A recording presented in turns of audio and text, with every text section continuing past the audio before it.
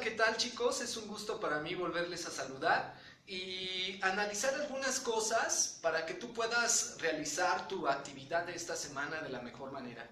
El tema que está reflexionando durante esta semana es el tema de la lógica y voy a tratar de aclarar algunos conceptos fundamentales del tema para que te permitan realizar de mejor manera la actividad que estás realizando esta semana.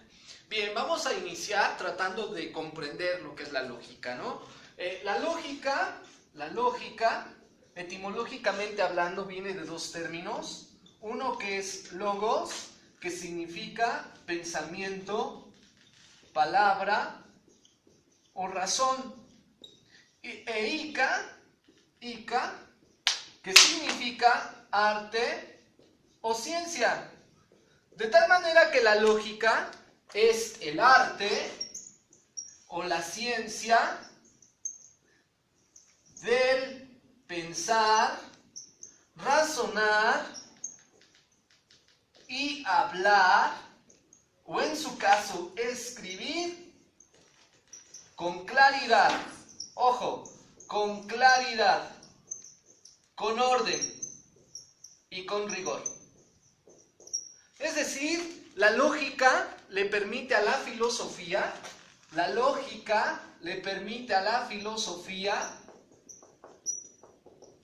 ser el método o el instrumento que la dota de cientificidad.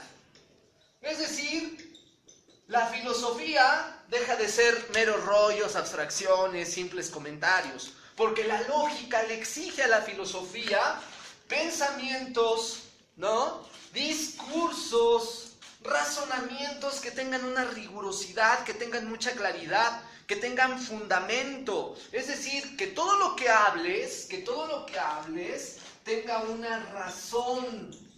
Que todo lo que pienses, que todo lo que comunicas tenga un fundamento.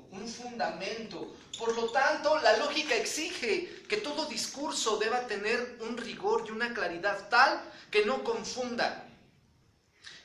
La lógica, por lo tanto, nos permite ser el vehículo mediante el cual el pensamiento puede transmitir conocimientos, puede transmitir pensamientos. Pero eso sí, lo importante no es pensar, lo importante no es comunicar, lo importante no es elaborar argumentaciones y propuestas científicas, sino lo importante es que sean propuestas científicas, que sean discursos con mucha claridad, con mucho orden, con mucho rigor, que tengan razones suficientes y que tengan fundamentos claros, de tal manera que la filosofía no solamente es una manera improvisada de reflexionar la realidad, sino que tiene una cientificidad. Por eso la lógica es el instrumento indispensable para el filosofar. Si no hay lógica, no puedes generar un pensamiento propio. De tal manera que la lógica tiene muchísimo que ver con un tema fundamental que ustedes también están analizando y del cual te pide hacer un tríptico, que es la argumentación.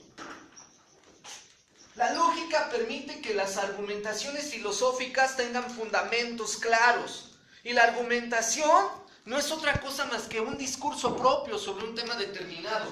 Por eso la argumentación exige tres momentos. El primero de ellos es la tradición. ¿Qué significa la tradición? Es decir, que tú puedas conocer lo más que se pueda sobre un tema. Es decir, conocer lo que otros han dicho sobre un tema. Tú no puedes pensar de la nada, no podemos tener una filosofía propia sin saber lo que otros han dicho.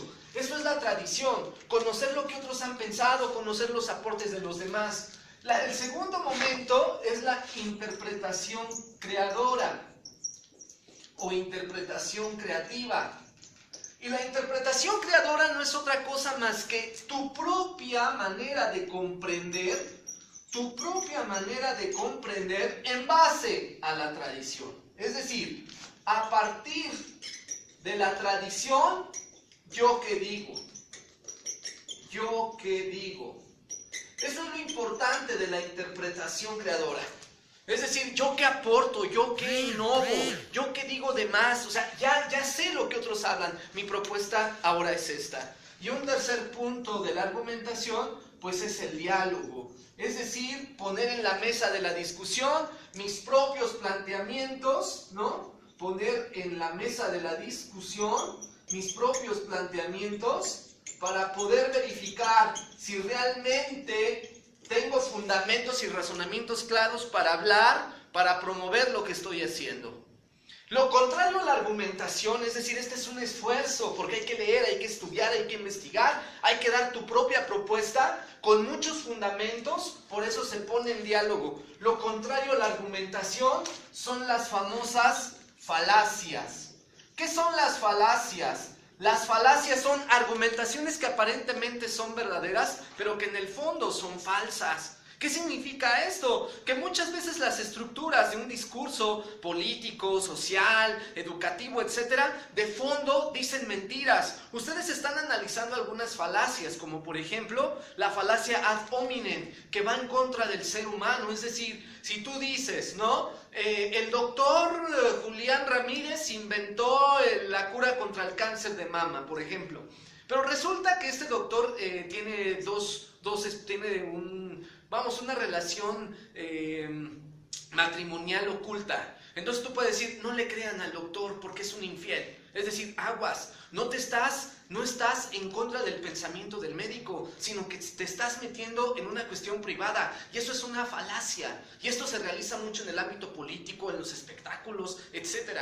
Pero también hay falacias que se le conoce ad populum, ¿no? Es decir, cómo los gobiernos, cómo los medios de comunicación manipulan la mentalidad del hombre, ¿no? Y por ejemplo encontramos propagandas en los supermercados diciendo, mira, si te bañas con X shampoo, tu cabello se sentirá sedoso y no sé qué tanto. Aguas, porque esa es una falacia. Nos engañan mediante la tergiversación del lenguaje. O no sé, o decir, si compras Ariel, tu ropa quedará blanca como la nieve. Pues ¿cuál blanca como la nieve? O sea, tenemos que tener mucho cuidado porque las falacias están a la orden del día. Y recuerda que en esta actividad se te está pidiendo que ejemplifiques, es decir, que depende del número de personas de tu equipo, coloquen un ejemplo de cómo tú has usado falacias para salir favorecido.